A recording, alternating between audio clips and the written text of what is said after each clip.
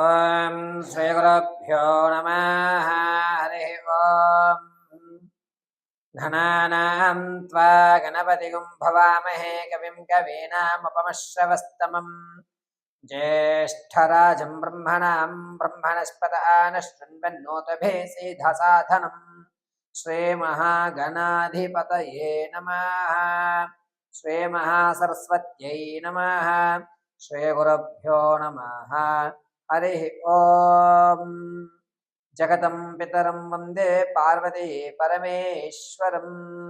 సర్వం జగదాంబికానుగ్రహగడాక్షఫలసిద్ధ్యర్థం.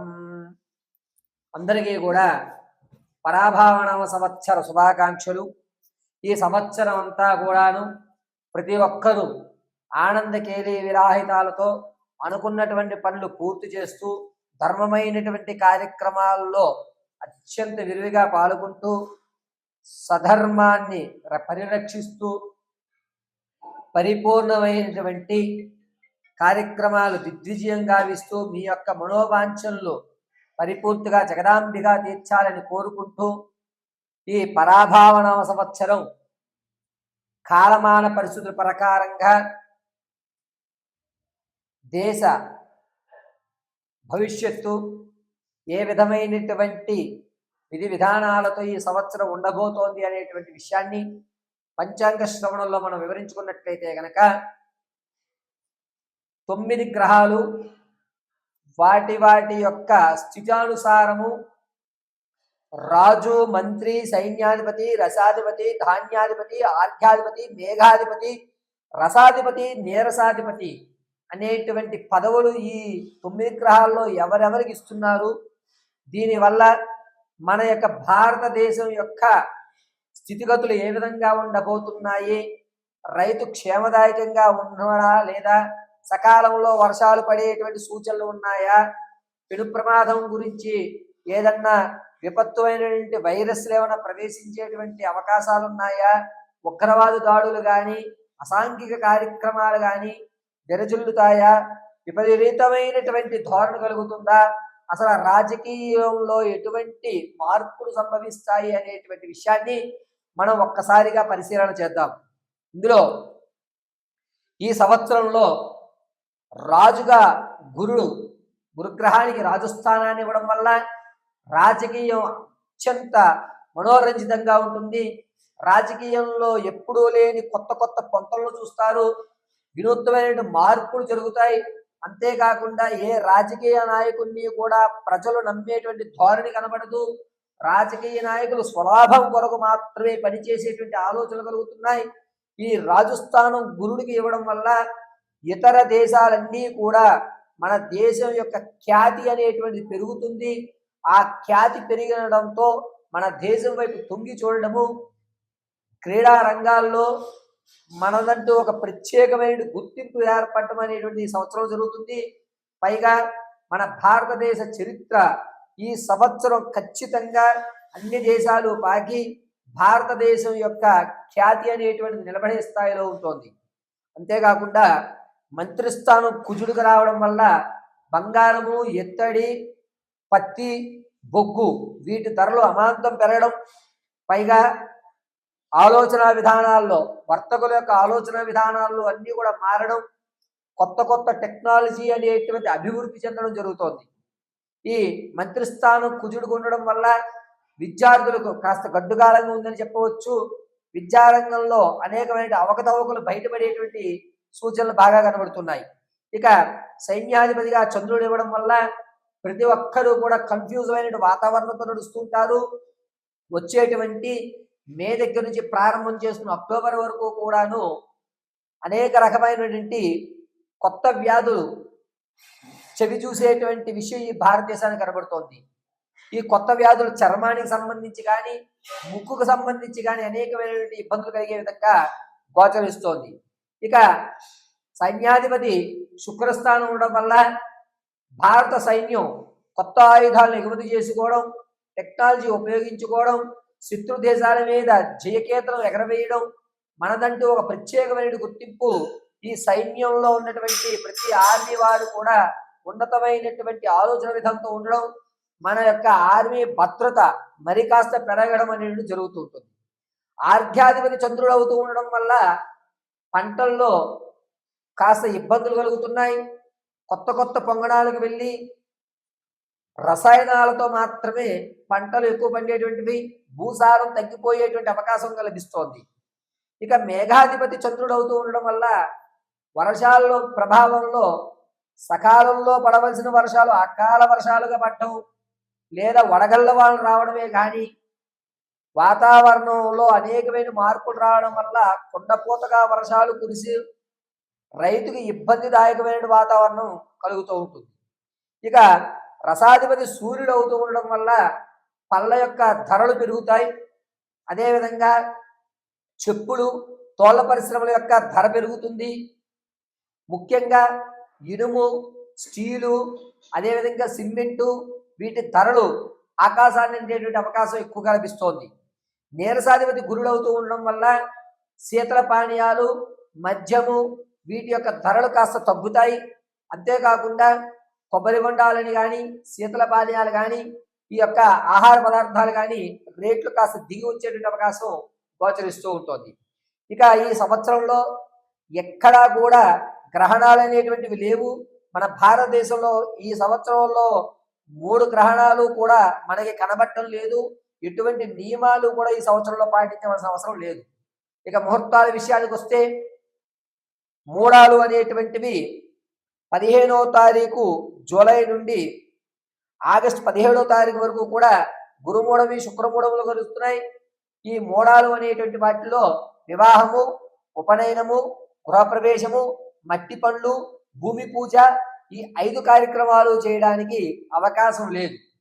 అయితే ఈ సంవత్సరం అంతా కూడాను ఉన్నతమైనటువంటి స్థితిగతులు, మార్పులు అనేటువంటి చర్యలు సంభవిస్తున్నాయి.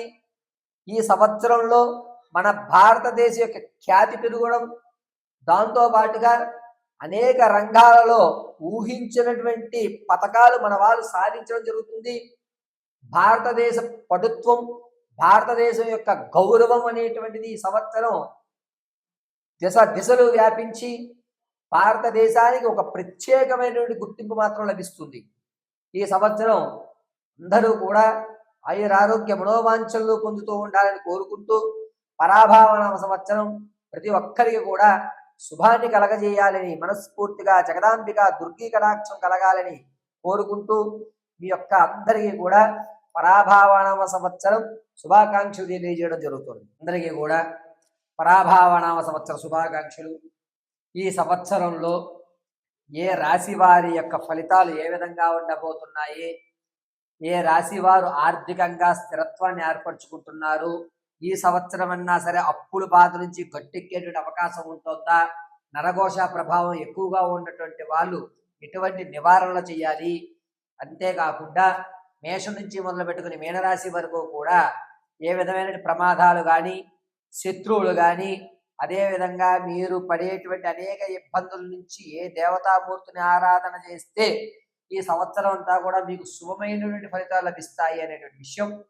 పైగా వ్యాపారాలు ప్రారంభం చేయాలి అనుకుంటే ఈ సంవత్సరంలో ఏ ఏ సమయాల్లో మనం వ్యాపారం ప్రారంభం చేయడానికి అనుకూలంగా ఉంటుంది, ఆ వ్యాపారాలు కూడా ప్రత్యక్షంగా చేయాలా, పరోక్షంగా చేయాలా అనేటువంటి విషయం.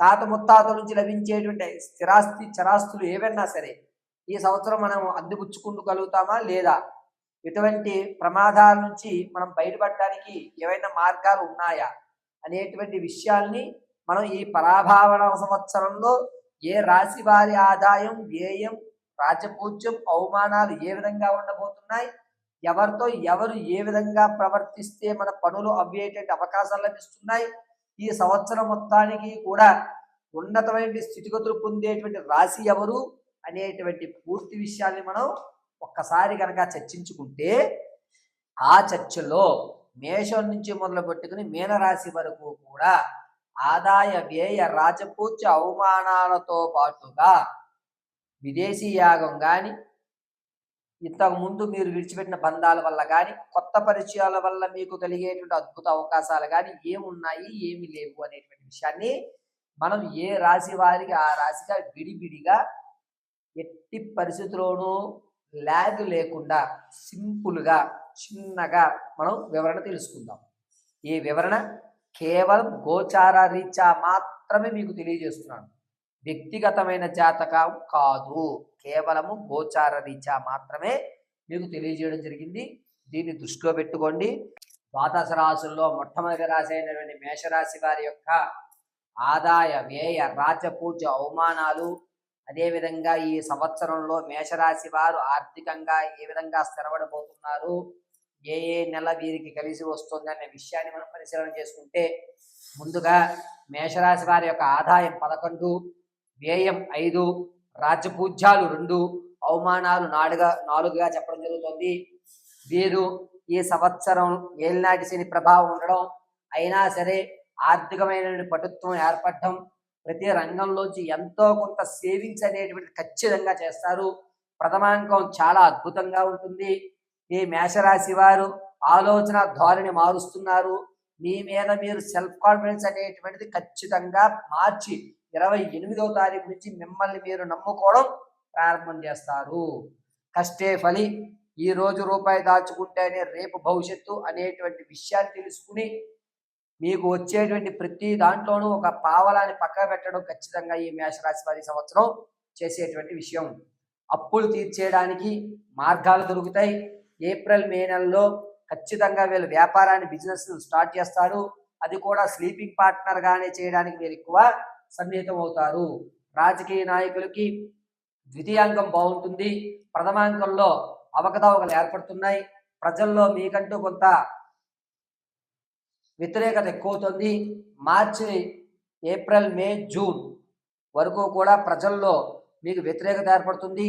జూలై తర్వాత నుంచి కూడా స్థిరమైనటువంటి ఒక నమ్మకం అనేది ఏర్పడుతుంది. అప్పటి వరకు రాజకీయ నాయకులు కొన్ని ఇబ్బందులు తప్పవు. విద్యార్థులకి జ్ఞాపక శక్తి పెరుగుతుంది. అనుకున్నట్టు విధంగానే మంచి ర్యాంకులు అయితే సాధిస్తారు. ఇతర రంగాల్లో కూడా మీ ప్రతిభని ఖచ్చితంగా మీ ప్రతిభా పాఠవాలన్నీ కూడా ప్రదర్శించడం జరుగుతుంది. వ్యాపారం చేసేటువంటి ఉద్దేశం ఉన్నట్టు వారు జూన్ తర్వాత నుంచి వ్యాపారాలు చేసుకోండి, అద్భుతంగా కలిసి వస్తుంది. రియల్ ఎస్టేటు, స్టాక్ మార్కెట్లో ధనాన్ని వెచ్చించాలి అనుకుంటే కనుక అక్టోబర్ నెల కలిసి వచ్చే విషయంగా చెప్పవచ్చు. తాత ముత్తాతల నుంచి లభించేటువంటి ఆస్తి ఏదైతే ఉందో అది మేషరాశి వారికి ఈ సంవత్సరం కూడా అందరి ద్రాక్షగా ఉంటుంది. ఎట్టి పరిస్థితుల్లోనూ కూడా వచ్చేటువంటి అవకాశాలు చాలా తక్కువగా కనబడుతున్నాయి. పైగా వీరి సంపాదన పెరుగుతుంది. పెరగడంతో పాటుగా ఖర్చులు కూడా నియంత్రిస్తారు. ఎక్కడెక్కడ ఏ ఖర్చులు పెట్టాలో అనేటువంటి ఒక అంచనా పట్టి మీరు ఈ సంవత్సరం గడుపుతూ ఉంటారు. ఆరోగ్యం విషయంలో కొంచెం జాగ్రత్తగా ఉండండి. ముఖ్యంగా కంటికి సంబంధించి కానీ లేదా కడుపుకు సంబంధించి కానీ కొన్ని ఇబ్బందులు మేషరాశి వారు ఎదుర్కొంటున్నారు. ప్రమాదాలు పొంచి ఉన్నాయి. శత్రువు అనేటువంటి వాడు మీ ఇంట్లోనే తిరుగుతూ మిమ్మల్ని ఇబ్బంది పెట్టి మీకు లేనిపోని మాటలు చెప్పి మిమ్మల్ని మోసం చేసేటువంటి వారు జూన్, జూలై, ఆగస్టు ఈ 3 నెలల్లో కూడా మిమ్మల్ని నమ్మించి మోసం చేసేటువంటి శత్రువులు ఎక్కువ అవుతున్నారు. పాత బంధాలను మళ్ళా కొనసాగించేటువంటి అవకాశం ఉంటుంది. ఖచ్చితంగా మీ యొక్క పూర్వీకుల ఆస్తి మీ చేతికి వచ్చిన దాన్ని అనుభవించేటువంటి అధికారం మీకు ఎక్కడా లభించట్లేదు. విదేశాలు వెళ్ళాలి అనుకున్నటువంటి ఆలోచన వారు మేలో ప్రారంభం చేసుకోండి, అద్భుతంగా కలిసి వస్తుంది. ఈ సంవత్సరం ద్వితీయాంకంలో వివాహానికి మాత్రం మంచి పరిణామంగా చెప్పవచ్చు. ప్రథమాంకం కంటే ద్వితీయాంకంలో అద్భుతమైన అవకాశాలు కనబడుతున్నాయి. పైగా మేషరాశి వారు ప్రథమాంకంలో స్థిరాస్తులు కొనుక్కునేటువంటి అవకాశం ఏర్పడుతుంది. ఖచ్చితంగా మీరు ద్వితీయాంకంలో ఈ ప్రథమాంకంలో కొన్న స్థిరాస్తి ఏదైతే ఉందో ద్వితీయాంకంలో దానికి రెట్టింపు ఆస్తి మీరు ఖచ్చితంగా అభివృద్ధి చెందించుకుంటారు. పైగా మేషరాశి వారు ఈ సంవత్సరం అంతా కూడాను చండీ ప్రదక్షిణ చేస్తూ ఈశ్వర ఆరాధన చేయండి, అద్భుతంగా కలిసి వస్తుంది. అంతేకాకుండా మేషరాశిలో ఉన్నటువంటి వారు అప్పులు పాలయ్యి ఇప్పటి వరకు ఏదైతే ఇబ్బంది పడుతున్నారో వీరు ఖచ్చితంగా శనివారం రోజున మీ యొక్క దగ్గరలో ఉన్న దేవాలయంలో నవగ్రహాల్లో రాహుగ్రహం వద్ద మర్రి ఆకు వేసి అందులో ప్రమిద పెట్టి వేప నూనెతో దీపారాధన చేయండి. మీ యొక్క అప్పుల బాధ కొంచెం తగ్గేటువంటి అవకాశం ఏర్పడుతుంది. అప్పులు తీరడానికి మార్గాలు ఏర్పడతాయి. పైగా ఈ మేషరాశి వారు నిత్యము కూడా రుద్రాక్షమాలను ధరించడం చాలా విశిష్టమైనదిగా చెప్పవచ్చు. ఈ మేషరాశి వారు ఈ సంవత్సరం అంతా కూడాను కుంకుమను వృత్తాకారంగా పెట్టుకుని భస్మాన్ని అడ్డంగా ధరించండి. నమో రుద్రాయ నమః అనేటువంటి మహామంత్రాన్ని పెట్టించుకోండి. అద్భుతంగా ఈ సంవత్సరం మీకు కలిసి వస్తుంది. ఇప్పటి వరకు కూడా మనం ఈ పరాభావనామ సంవత్సరంలో జరిగేటువంటి రాశి యొక్క ఫలితాలన్నిటివి గోచార రీత్యా మాత్రమే చెప్పడం జరిగింది. వ్యక్తిగతంగా మీ యొక్క జాతకాన్ని తెలుసుకోవడానికి కింద స్క్రోల్ అవుతున్న నెంబర్ని సంప్రదించండి. మీ యొక్క జాతకంలో ఎటువంటి దోషాలు ఉన్నా వాటిని అధిగమించడం ఎలాగా, విద్యార్థులు ఉన్నతమైన చదువులు చదువుకోవడానికి ఏ మాలను ధరించాలి, ఉద్యోగ ప్రాప్తి కలగాలి అంటే జాతకంలో ఏమన్నా ఇబ్బందులు కలుగుతున్నాయా, విదేశాలు వెళ్ళాలి అంటే కనుక ఏది శుభమైనటువంటి సమయంగా ఉంటుంది, అంతేకాకుండా మీ యొక్క జాతకంలో అనేకమైనటువంటి ఇబ్బందుల నుంచి ప్రమాదాల నుంచి తప్పేటువంటి అవకాశం ఎప్పుడు ఉంది అని పూర్తి విషయాన్ని అంతటినీ కూడా పరిశీలించి చెప్పడం జరుగుతుంది. ఒకవేళ మీకు కనుక date of birth, time, place of birth తెలియకపోతే మీ యొక్క ఫోటో ఆధారంగా మీ జాతకాన్ని విశదీకరించి వివరించి చెప్పడం జరుగుతుంది. చాలా వరకు ఆరావాలి కుంకుమ కానీ లేదా సుగంధపరమైన చందనం కానీ మీకు కావాలి, ఆ యొక్క పాజిటివ్ వైబ్రేషన్ నేను తీసుకోవాలనుకుంటే కింద ఉన్న నెంబర్ని సంప్రదించండి. ఆ కుంకుమని మీకు పంపించడం కూడా జరుగుతుంది. సర్వము శ్రీ పరమేశ్వర అనుగ్రహం వస్తు.